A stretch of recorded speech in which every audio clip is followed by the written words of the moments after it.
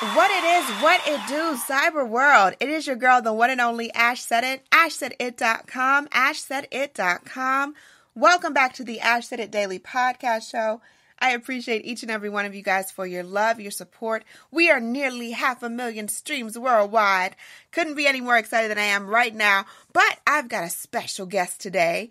We have freelance food writer and founder of Root Revel blog, the wonderful Miss Kate.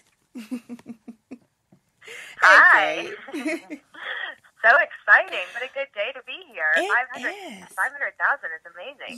Yes. We're right on the heels. I want to say we're at like 460 something. I haven't looked at it today, so I'm super duper excited.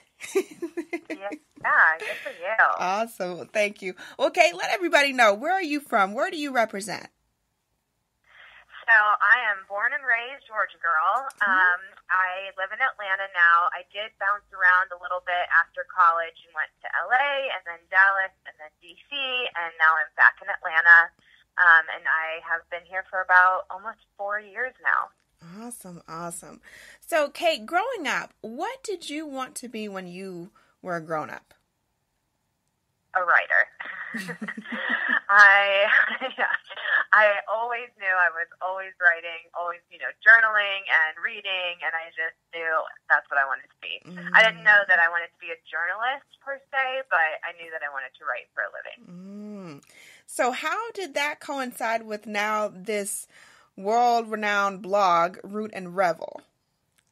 Oh, well, the short version, I guess, is that, I went to college and went to journalism school and decided that I preferred nonfiction, that I was never going to write the next great American novel. So I majored in journalism, and then when I graduated, I started freelancing full-time. And so I pretty quickly realized that I needed to pick a beat and specialize in something. So I thought, well, what do I like to do?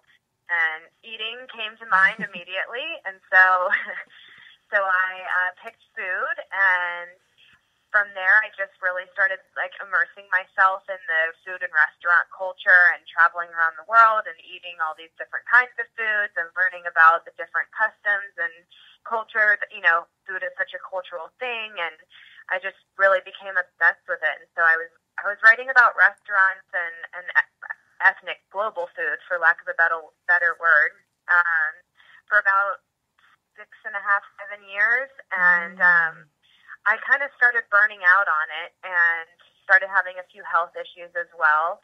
And so, long story short, I ended up starting a blog and wanting to do something else. I knew I wanted to keep working for myself and keep writing, but my focus was shifting a little bit, and I wanted to share what I had learned on this wellness journey and show people that food can be healthy and delicious, and they're not mutually exclusive. I like that.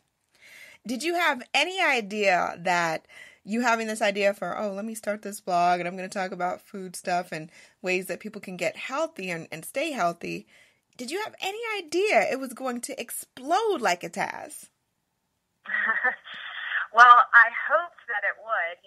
I wasn't one of those people that said, I just have this hobby and I'm going to try starting this blog. I think because I came from a freelance writing background, I took it very seriously as a business from day one. And my goal was to make it, I guess my goal wasn't at first to make it my full-time job, but I wanted it to be a significant piece of my income. And it took a little bit to get there, of course, but now it is what I do full-time with a couple side projects, of course, because I can't sit still.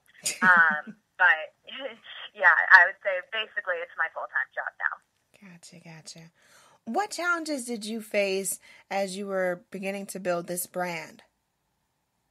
Oh, a lot. It's, first of all, blogging is so much more work than I thought it was going to be. Even with my background, I was totally unprepared for just the sheer amount of work and hours and effort that goes into blogging. And so there's so much behind the scenes stuff. I thought you just write a post, write a recipe, take some photos, slap it up there, that's it. And sure, you can do that, but is going to find you that way. There's SEO and social media, and making sure that your photos are professional and that people want to share them, and that you're doing you're writing stories and posts that people are interested in. And so there's just a lot that goes on behind the scenes. So that's the first challenge, is just like finding the time and not getting overwhelmed with how much work you could do. There's always something. Yeah. And then, just I'm an impatient person. When I started freelancing, it was a business that took off really quickly. There was like no overhead cost, and it was like a couple of months and I was making more than I had made at my full-time job. And so that was really great. But then with blogging, it was like the total opposite, where it took months of making nothing, in order to grow it and get it where it was. And so I think, getting the traffic that you need, finding readers, getting people to notice you, that's a huge challenge. And the finances is just it's tough. It takes, in theory, people will say, oh, blogging is a great business because there's no overhead. Pay like $20 a year and you get posting and a domain and that kind of stuff. But like I said, there's so much more that goes into it. And so I kind of have found that you really have to spend money to make money. And so I've hired different firms to help me with different things. Everything from I have a firm that does my Pinterest to somebody who does my Instagram to I have a virtual assistant. I have a brand manager. I have, there's quite a team that I have now, a publicist and things like that have helped me grow, I think, faster than I would have if I tried to do everything myself. Gotcha. What has been your proudest moment to date? Oh. Yeah. That's a good one. Yeah, gotcha. Proudest moment. Well, one of my proudest moments was when I wrote my first cookbook, and it was published and sold in real bookstores and everything like that. That felt really cool to have my name on a book. And we threw a big launch party at my favorite restaurant in Atlanta, and we had like a dozen chefs from the book come and cook this amazing dinner, and it was like $250 a person, and it sold out in like an hour. Wow. And so that was really cool, and we actually donated all the money to charity, so that made me feel even better. That is awesome. So what is your favorite restaurant in Atlanta? Well, it's so hard to say. There's a lot of good ones, but my go-to is always Umi, the sushi place. Oh, that's a good one. Yeah. Yeah, I love sushi. Sushi is awesome. And it's one thing is when you go to a place like that has fresh sushi, so it sets the standard for every other place that you go to. Oh, yeah. It totally sets the standard. Yeah, it's ruined all other sushi restaurants for me, honestly. I feel like every time we go somewhere, even when it's good, I'm always like, it's good, but it's not great. Really. Yeah. Yeah. Even in Japan, my husband and I went to Tokyo for our honeymoon, and even there I was like, yeah, I just like Umi better. I love that. All right, let's talk about this new ebook, Superfood Green Smoothies. Yeah. Yes.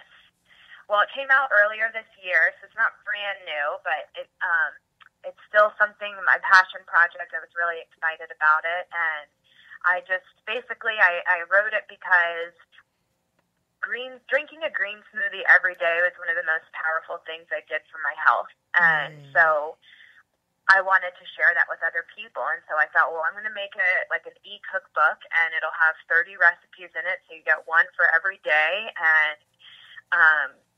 kind of help people start this habit. And so, yeah, that's the book. And if you're unsure if you're ready to buy it or not, you can always do the smoothie challenge that we have on the site. It's a 7-day free smoothie challenge. You'll get a shopping list and recipes every day, and some other helpful smoothie tips and that kind of thing. So when you're talking about green smoothies, I'm assuming like spinach, kale is up in the mix somewhere. Yeah, usually some kind of leafy greens is in the mix. There's a few recipes that have something like wheatgrass powder or, something that maybe a little, it's still green, but it's not just like putting straight spinach in.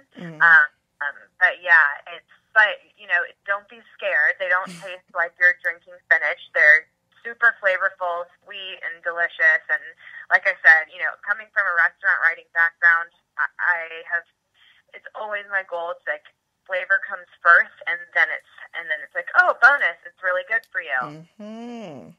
Yeah, I'm really big on that stuff. As long as I don't taste it, I'm good. You know, if you need to use pineapple or mango or something in the mix of it, I'm good. Exactly. But making sure that you get that green nutrition, huge. Exactly. Yeah, that's one of my favorite smoothies. It's like just the basic, but the best. Pineapple, mango, spinach, coconut water, and a little wheatgrass powder, and it is so good. And like, I've served it to kids, I've served it to my grandparents, I've served, you know, picky eaters, men, women, like old, young, and everybody loves it.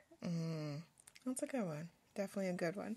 So last but certainly not least, Kate, what advice would you offer to any aspiring food bloggers? Oh, so much. Let's see. I mean, I think the biggest thing is, like, you gotta hustle. It's a lot of work, but don't try to do it all yourself. It's too overwhelming. And, I think hiring out help, figuring out, okay, what do I enjoy and what am I good at? And then those things that I don't like doing and that I'm not good at, hire somebody who is to do it instead. Gotcha. That is awesome. All right, founder and CEO of Root Revel, the wonderful Kate. Thank you so much for passing through the show today, Kate. Much more success. Thank you. Thanks for having me. Looking forward to catching you in the A-Town somewhere. I was just in Buckhead. I had to jump back into the mix.